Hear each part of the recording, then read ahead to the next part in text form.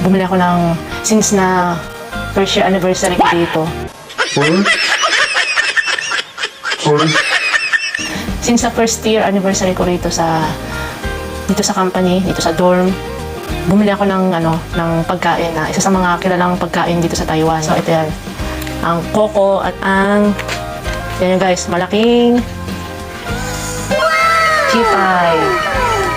Yung chipay guys, ito manok na wala masyadong buto, para siyang chicken breast, ganyan. Pero masarap naman.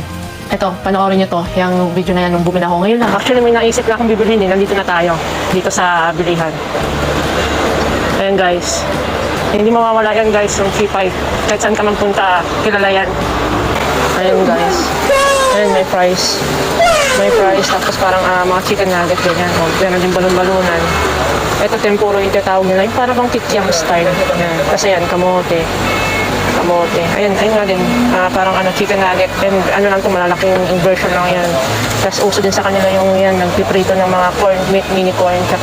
So hindi na tayo maglilista-lista dito guys. Kasi nga, ichiko naman. Iga chipa na? Lala. Yo, lala. Iga. Tasaw?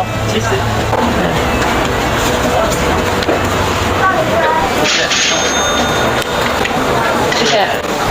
Bibili pa tayo ng inumin natin mamaya para may pambara at may pang panula. Dito naman din sa Taiwan, basta kung kahit na hindi ka mga magsalita, ituro mo lang, basta may picture. Ituro mo lang sa kanila kung ano yung bibilihin mo. Go na yun. Naisip ko na kung anong bibilihin nating inumin. Nakita niyo ba yan? Tinataktakan niya. Sheshe! Ayan na. Ito na guys. Titikman natin kung masarap ang chipay niya. Dito tayo bibili guys. Yan, sa coco. Sa sobrang lakas ng hangin, yung bike, tignan nyo guys. Matumba-tumba na. Hindi ako may gawa yan ayan guys. Yan. Meron din ditong picture. Yan. Kung makikita yan. Ito masarap to. Yan. Gatas na may gadbo. Kaya ko nag-yego.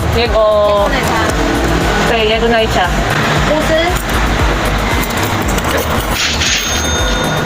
Ayan guys. Ayun na nga guys, ito na. Nakahay sa loob ng dorm. Basta tayo. So ayun guys.